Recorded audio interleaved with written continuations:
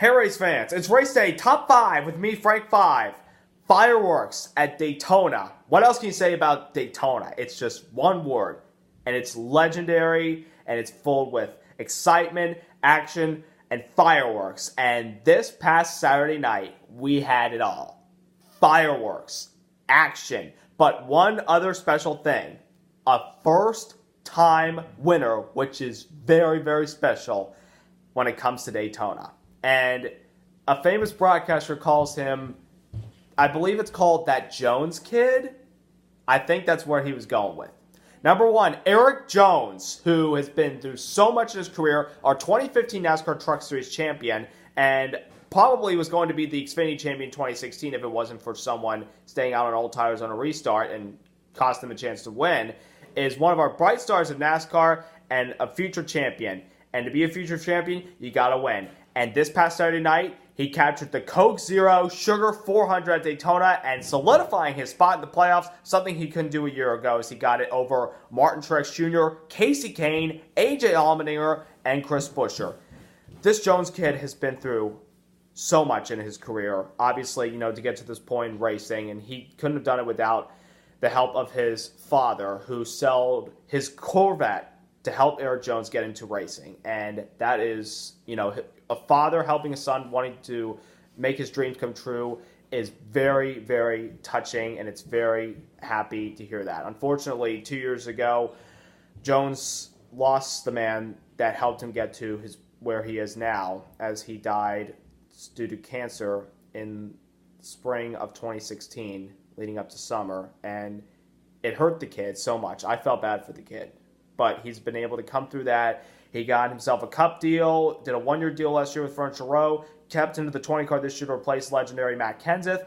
And tonight, after critics the past few weeks have been saying, I don't know if he's going to make the playoffs, because I'm afraid something may go wrong down the road, put all those worries to rest and solidified a win at Daytona, and a special one for the guy. I like the kid. I think he's going to be a future star of the sport. I think he's going to win a lot more races. I like the kid, even though he drives a Toyota. I have respect for Jones, and I think he's going to do great things for the sport down the road and be a future champion. And a lot of people are going to know who that Jones kid is. So, Ken Squire, thank you for telling us that Jones kid. That literally is one of the best quotes to say about this guy.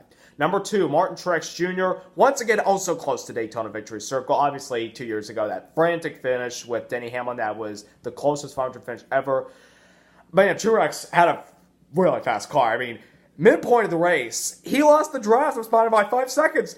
And, they were doing double file up in front of him. He got them all by himself. And, 2 laps after he was in the caught back up, he was running 5th. I mean, I was obviously pulling for Truex. I'm happy for Jones, but I was pulling for Truex because he had never won a Cup race at Daytona. He won an Xfinity race in 05, but it's so close again for Martin Truex Jr., but his win at Daytona is going to come. I hope it does. He really needs it.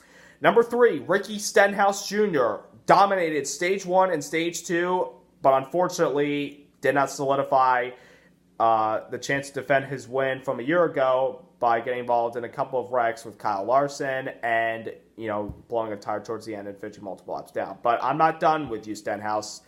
He was the center of controversy, causing 2 big wrecks in Stage 2 that took out key contenders like Brad Keselowski, Kyle Busch, Chase Elliott, Joey Logano, Ryan Blaney, William Byron, and Daniel Suarez. Stenhouse fans, I hate to say this, he drove like an idiot, being reckless. I know he's fine for all those potential points. Guess what? He's not going to make the playoffs. I don't see him making the playoffs. I mean, people say, oh, what about Bristol? What about Bristol? Yeah, right. I'd rather have Kyle Busch win at Bristol than Stenhouse. So, I mean, and Brad Keselowski, after getting wrecked, made the comment saying, somebody try, I need to start wrecking more people if they're going to keep, doing that stuff like me, blocking in front of me and, coming up behind me, wrecking me. So, I think Keselowski's going to come after you at Talladega, Stenhouse, so you better watch out and you better calm down, because at Daytona this year in the 500, you drove like an idiot. You did it again last Saturday night. So you need to calm down, because you are driving way over your head. And I really still stand by my word. He's not going to make the playoffs, period. Number 4, Chevys. They were strong at Daytona. I know the last few races we had this year, literally Chevys have been strong really on the restrictor plates, with the exception of Kyle Larson, because everywhere we've gone, he's been strong. But the Chevys had a chance to win at Daytona. Chase Elliott was strong. A couple of other guys were strong. Jimmy Johnson led laps, and he looked like the intimidator when he took the lead because people cheered for him. That was pretty cool. But I would have never predicted 7 of the top 10 finishers would be Chevys, let alone some of them you don't really expect up front, with the exception of Alex Bowman, who finished 10th, and Austin Dillon finished 9th. Austin's younger brother, Ty Dillon, earned his first career top 10 in the Cup Series, finishing 6th at Daytona. That's huge. He had fuel pressure issues in the early portion of the race. Casey Kane. I know you people are saying, yeah, really? Casey Kane just shot his team finished top 5. Well, folks, he has not had a good year since he left Hendrick Motorsports and went to Levine Family Racing. This finish turned the whole season around for Casey Kane, and I couldn't be happy for him. And JTG Doherty Racing got 2 top 5 finishes with AJ Allmendinger and Chris Buescher. You expect those guys to be strong at the road courses. Obviously, Watkins Glen coming up, which should be pretty good for AJ Allmendinger. Good finishes for the Chevys. They ran strong, and hopefully, as the summer gets, as we get into summer, they're going to be stronger than ever. And finally, number 5, due Chase Elliott, we won the pole, but we got caught up in that wreck after the beginning of stage 2.